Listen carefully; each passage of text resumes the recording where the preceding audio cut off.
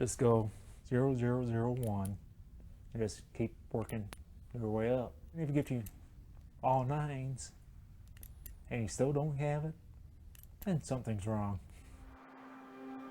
Sometimes a city is not what it appears to be. Even early in the morning, Las Vegas shines and sparkles. The neon lights seem to have a magical effect on everyone. Anything is possible in Vegas.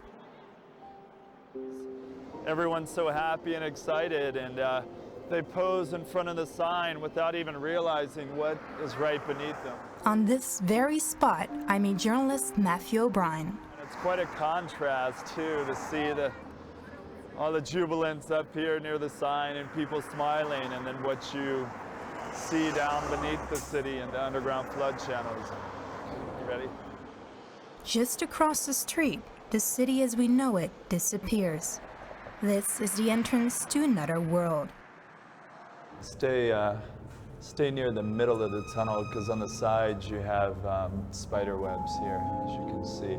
Some black widows.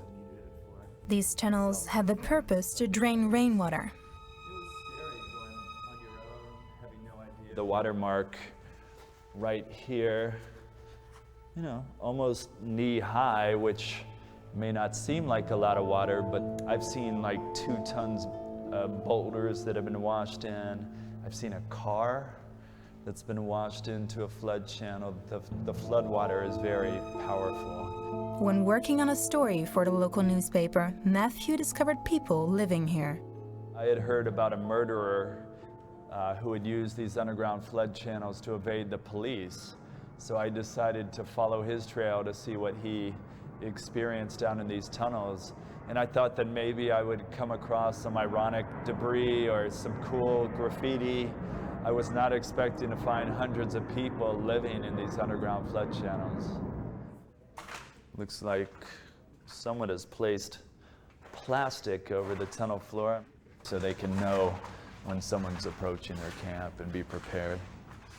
Yeah, here's some chain link fence that was put on the floor. And we're approaching a guy named Craig. He has a camp. I've known him for a few years. We'll see if he is around and is cool with this. Hey, Craig? Craig? You want me to give you a tour or something? Well, if you sit on that there, that's a commode. It goes right. Oh, that's right your bathroom? That's that clean bathroom too. Your toilet? Yeah. Well, I grew up on a farm. I don't have no problem. I'm Yeah. 30 feet under the ground. How further more do you want me down?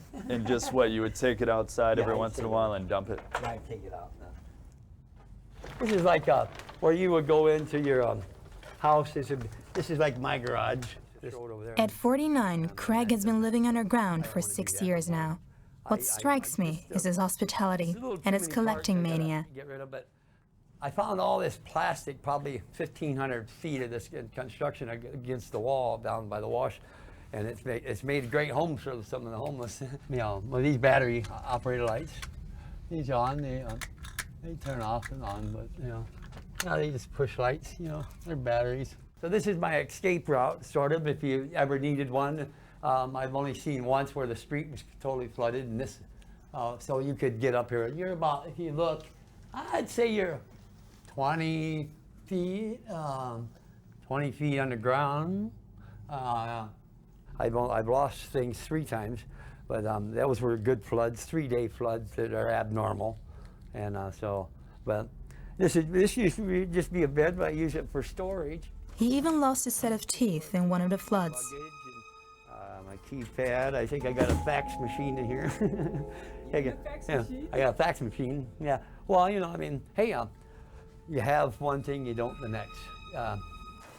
We'll go on in here. This is my where I sleep in. You have a real bed. Yeah, yeah. I make it. I don't like the tunnel. I tried to take all that aspect out of it. I'm amazed by his underground home. Once a truck driver, now living underground. I wonder how he ended up here. You had a wife? I had a wife, yeah. She died of lupus, and I was on the road a lot. She's 10 years older than me. I just got a wonderful woman, And 6 months after she passed away, my father had 3 months to live. He was filled with cancer.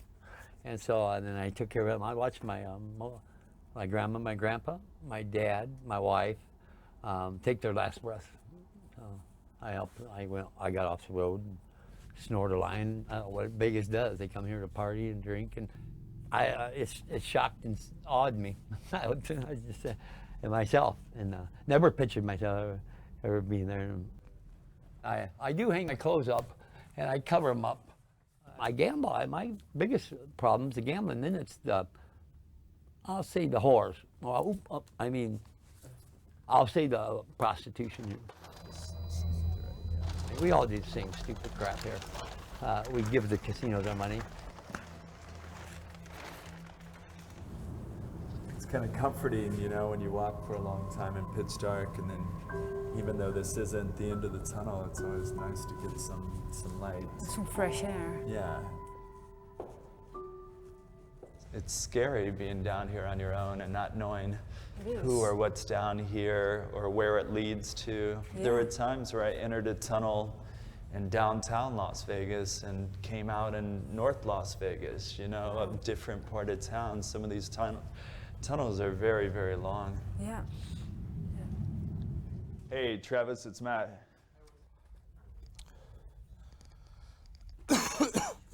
She's got 5 or 15, which she has to take a card, and she busts. So, I lost my 100. It seems obvious. Travis is a serious gambling addict. Even in the pitch dark, he constantly keeps on playing cards. Dealer has 18.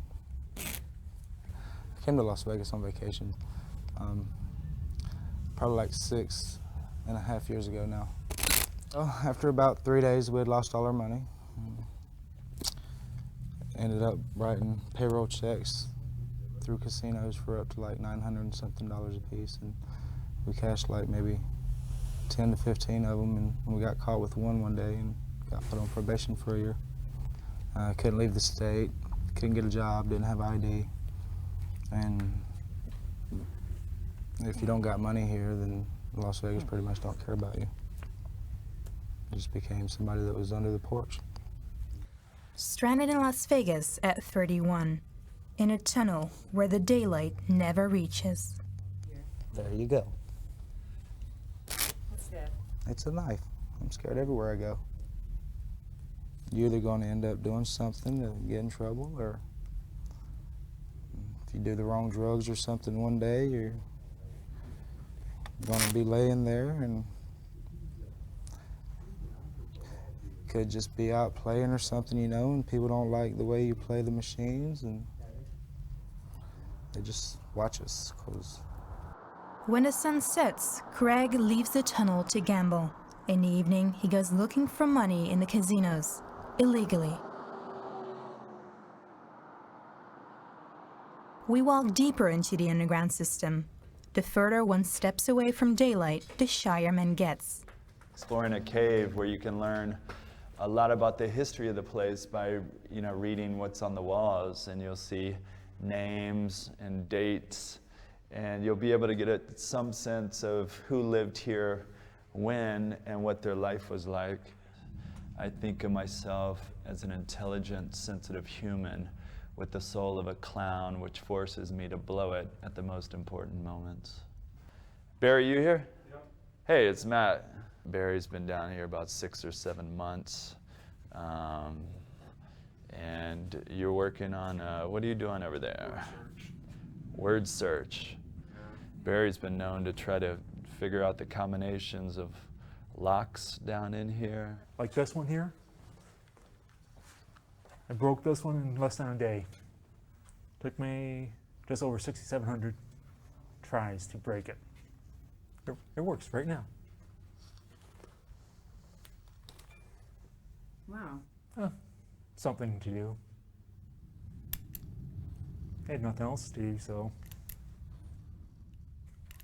if I could get a company to hire me to drive, I would. But because of my past, I can't get a company to hire me.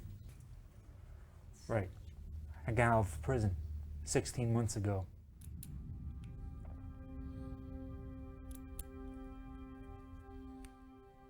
Barry spent 18 years, 3 months, and 10 days behind bars. I was accused of something. I could have proved I didn't do it, but when you got a public defender and no money, they don't want to do very much. So what was the accusation? I molested my 2 cousins, and that's one of those charges where you're guilty till you prove you're innocent, and it's supposed to be you're innocent till proven guilty. Barry hardly leaves the tunnel, only when he really has to. Well, it's not much, but it's something. He is 41, and after all these years, finally a free man. But he's lost. Well, when I was in prison, and I read a book. It was a psych book. There was a thing in there that said, cowards choose to die, but the strong will keep the will to live. So it's living. Matthew has been wandering through the tunnels for years now. It inspired him to write a book, but more importantly, it motivated him to offer help to those in need. About a year and a half of working together, we've placed more than 60 people from the tunnels into housing and helped turn their lives around. So it's by far the best thing to come out of the book is the outreach that I'm doing with Help of Southern Nevada. But not everyone wants to be saved. Silver mining, yeah, that's how I make my living. It's machine checking, because you're checking to see if the people up there slot, slot. I call it just good money. Craig is a petty thief, looking for money tourists leave in his slot machines. Since filming is prohibited in casinos, we follow him with a hidden camera. Okay, come on, give me a line. Right away, he sees his chance. There, 4 aces base, $20 on.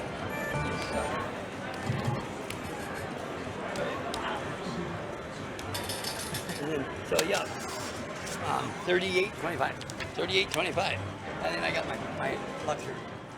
Coming out here, with just a few dollars, I probably have 50 now that I made in the casino. And then I quit. That's enough for me today. That's a lot. If you do that every day, and for the rent I pay, you can't beat that. Right now it's at 4,949 different comps. This is one I've been working on a couple months, but it's not